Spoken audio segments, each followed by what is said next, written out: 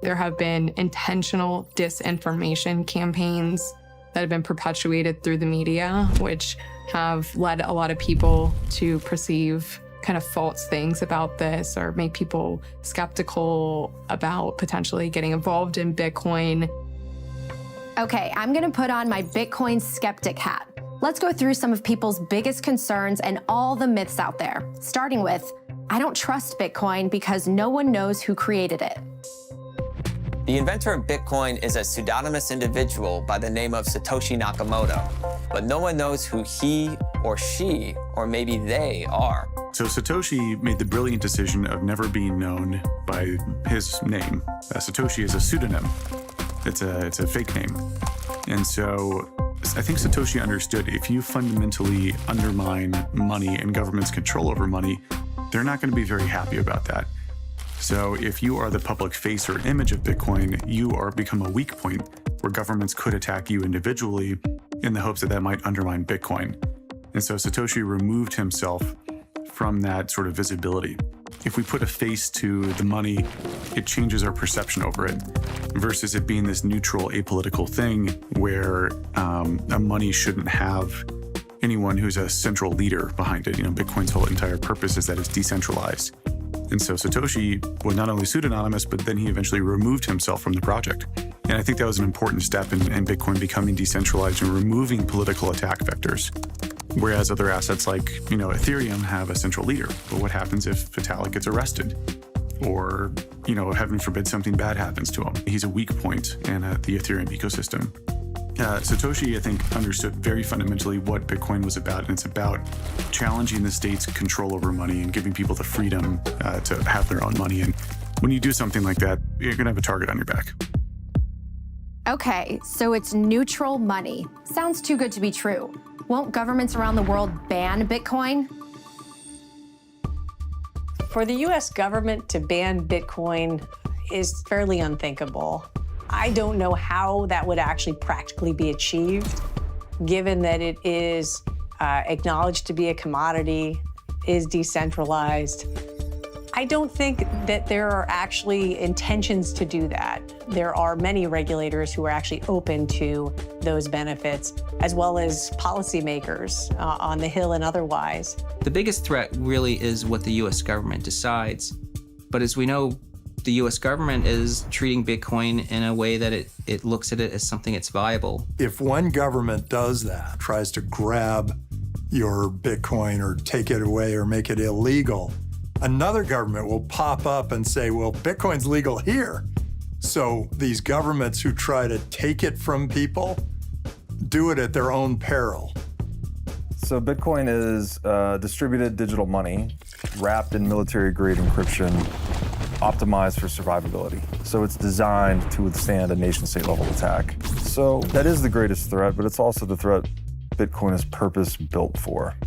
There's an important court case known as Bernstein versus the Department of Justice, where a university professor wanted to publish cryptography software or encryption software that he created. Now, the government, through federal regulations, require that software be submitted to them, and Bernstein thought this was against his First Amendment rights. So he actually filed a lawsuit against the government and ended up ultimately winning that lawsuit, where it was decided that software programming or language is protected as speech under the First Amendment of the Constitution. This is important with Bitcoin because Bitcoin is cryptography software. So you would think that it's also protected under the First Amendment of the Constitution. So maybe they won't outright ban it, but there is a big concern Bitcoin could somehow be shut down. Bitcoin cannot be destroyed, mainly because it's constructed in a very unique way. Unless you were able to destroy every single computer in the world that had the code of Bitcoin on their computer, it can't be destroyed. Unless you were able to go and shut down every single machine that was running the mining software and was actually securing the network, you can't shut down or destroy the network itself. And then ultimately, unless you're able to go and remove the private keys from every single person in the world that holds it, you can't destroy the individual Bitcoins themselves either. And so given this open source software, this decentralized peer-to-peer system, and the fact that it's been constructed over a decade and a half, it now has reached a level where could it be be hurt? Could it be slowed down? Sure. But it cannot be destroyed, because ultimately all you need is you just need the code to be on one computer somewhere in the world running, and you have Bitcoin. Okay, but a lot of people think Bitcoin is ruining the environment because it uses way too much energy. So let's explore that. The percentage of renewables operating in the Bitcoin network for mining is actually shockingly high. Most power that's used for Bitcoin mining is green energy. It's renewable energy, it's waste energy, and so it's actually not adding to the carbon footprint of the planet. According to the Bitcoin Mining Council, which makes up over half of the global Bitcoin mining network, approximately 58% of Bitcoin mining operations utilize green and renewable energy. This means that Bitcoin mining has the highest renewable fuel mix makeup of any other industry in the world. And the great thing about Bitcoin is that Bitcoin mining is instantaneous and it's mobile. So you can chase cheap energy. The most successful Bitcoin miners are those who find the cheapest energy, and the cheapest energy is the energy that does the least damage to the environment. Bitcoin mining, proof of work mining, is leading the transition to renewables. So for those who care about a transition to clean and green energy sources, they really should be embracing Bitcoin mining, because this is how we are going to get there. It uses as much energy as these small countries. Okay, you mean different than the banking industry? How many branches do you drive by on your way home to work? Have you ever been into bank? Why do we have these big buildings being heated and cooled and people sitting around doing nothing? We all use our ATM cards, we wire money to each other. So there's a lot of electricity that's used in a lot of things. Gold mining uses 6 times the amount of electricity as Bitcoin. Everything we do, all of us, every day, is take energy and convert it to value. Bitcoin, to me, actually is the perfect conversion of energy to value. You ever seen the picture of the United States at night? It's totally black except for North Dakota and West Texas. Why? Because they're flaring gas, right? They produce oil and there's some gas that comes out. They don't have any pipelines, so they literally put it up in the air and they light it on fire. Really bad for the environment, cool light show. But that's a negative. So what could we do? We could take that gas, we could attach a microturbine to it, and we could turn electricity into Bitcoin. We could attach a miner to it.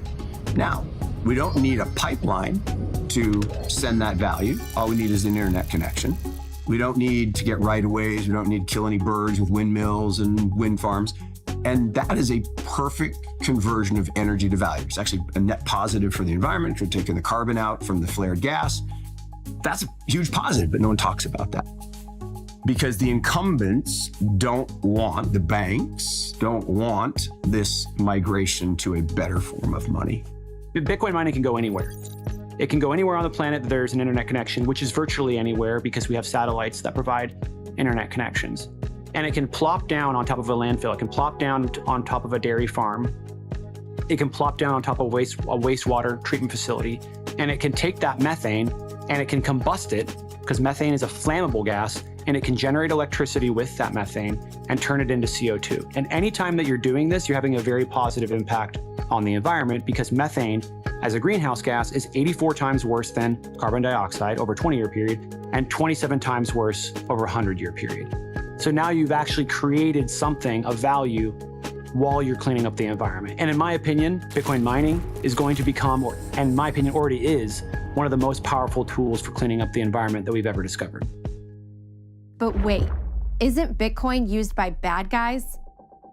As some criminals keep finding out, the last thing you would want to do if you were trying to steal a bunch of money is put a public ledger out there that follows every move that you make until you have an exit. In the early days of Bitcoin, a lot of nefarious activity was happening there because they were quick to adopt this new technology. And now, if you're a criminal, you really don't use Bitcoin as a medium of exchange. From people who are in the intelligence industry who are willing to talk openly about Bitcoin, they actually prefer when criminals use Bitcoin because they can actually track them down using some special methods. It is private, but it's not totally private. However, the reality is that the percentage of financial crime within crypto is very, very low. And that's for a number of reasons. It is easier to investigate fraud and financial crime in cryptocurrency than in the traditional financial system. And that's really because of the native properties of blockchains. Every transaction appears on the ledger and is traceable. People think Bitcoin's anonymous. It's not. It's pseudo-anonymous. And you hear stories all the time about bad guys kind of getting caught using blockchain surveillance. It is possible to track people down. In 2016, there was a hack against an exchange, the Bitfinex exchange, where $70 million of Bitcoin was stolen. Well, over the next 6 years, the launderers attempt to move those funds to obfuscate transactions. They used obfuscation techniques like mixing services and darknet markets and anonymity-enhanced coins, and really every laundering technique in the book. Well, 5 years later, 6 years later, IRS criminal investigations was actually able to seize back those funds and arrest 2 individuals in New York City.